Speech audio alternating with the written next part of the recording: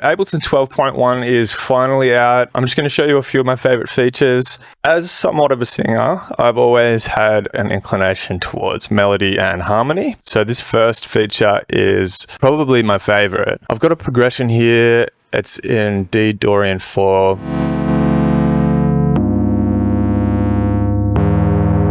Head to the Transform tab, click Glissando. That will automatically connect all of the different notes individually so that they will pitch bend at their own rate, unique to that note, into the next note. Now, if you notice, it hasn't done it to the last chord there, so if I wanted that to slide back into the first chord, what I would have to do is copy the first chord, paste it there, join all of that, and then highlight all those notes and click Transform. Beautiful. I've already made a video about this, but the thing that you want to be careful of when dealing with the pitch bend notes is trying not to highlight either of these, or else you'll lose the visual for the pitch bend notes and you won't be able to control where they go. If I wanted to explore the possibilities for harmony, I can take it a step further and start creating little melodies in the chords and then transform. I'm thinking about doing something with this note here. Select these two notes, hit transform. Oh, it might clash a bit there. Maybe this one will go down here. Okay, so this can go that one. This one can go up here. This can go down here actually. And I'll go all the way up to this one.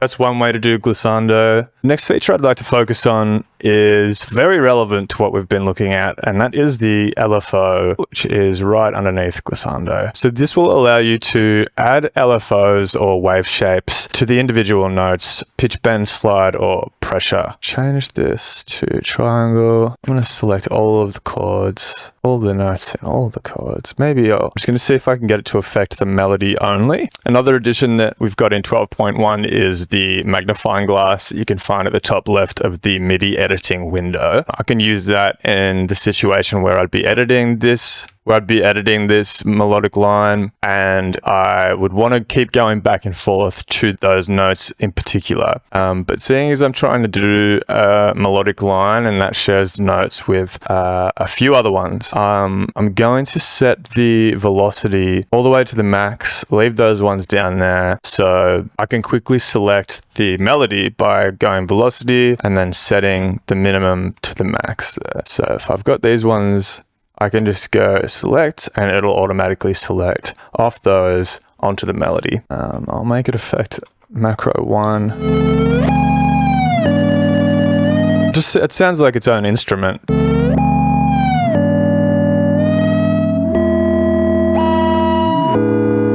Now I can just play around with whatever I want the slide to affect in that instrument.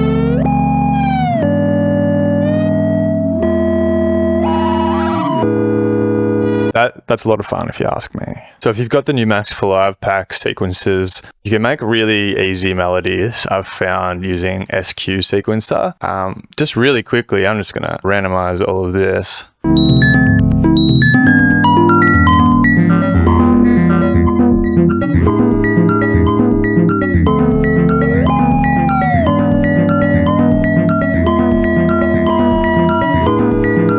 Scale lock on there.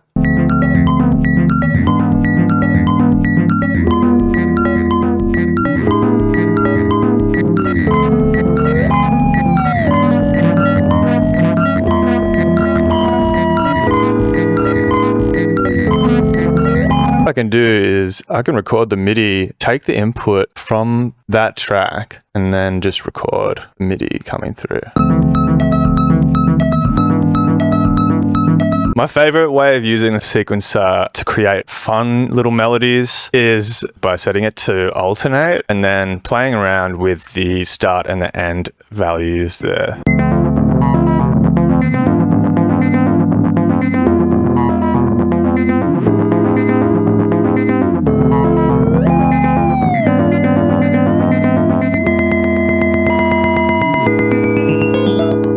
That's pretty cool. And now I've just got that MIDI there, so I can just save that for later. Starting again from scratch, I'll get SQ sequencer. I'll just start by scale locking it, and then I'll just randomize the pitch.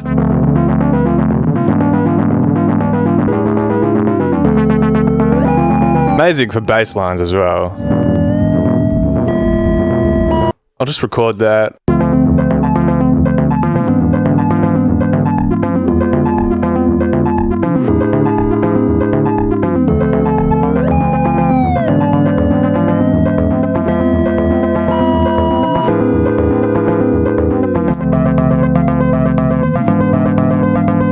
I'll just copy and paste that in there. If you've forgotten, you can click show take lanes here if you right click on the track. So Control Alt U, I've just got it mapped to a button on my mouse. One of these bad boys. Also with start, stop and record, having one of these mouses is really fucking handy. I know the beta's been around for a long time, so a lot of people probably know about this already, but I just want to make it known that if you do have a kit where it's already mapped to the Rhythmic steps setup, you're going to go from having no sound to having a full automated drum loop with your own samples in literally like a couple of clicks. So this is what it sounds like. I'll just mute the pluck there.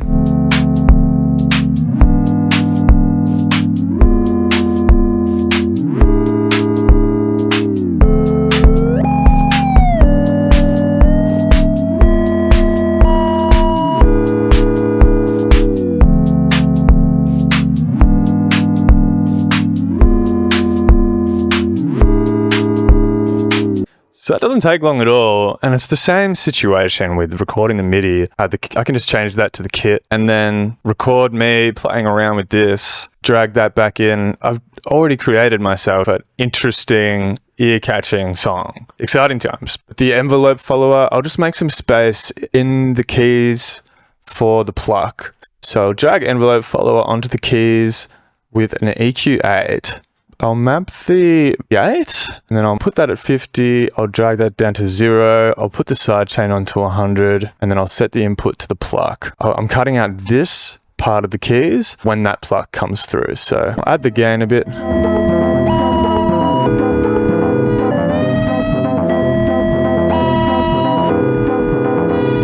Hopefully they can add like a look ahead time to the envelope follower, so it makes the kick and the bass side chaining a bit more effective. At this stage, I'm not sure if I would continue to use that, but yeah, definitely still has the ability to merge keys and plucks and different mid-range instruments. Lots of new stuff. Other than that, auto shift looks really good. As I said, I'm a singer, so I'll probably have to do my own video on that. If you want me to keep making these videos, let me know. I'm pretty new to this, so feel free to give me some feedback. Feel free to support the channel in any way you can, and thanks for watching. Turn the limiter back on.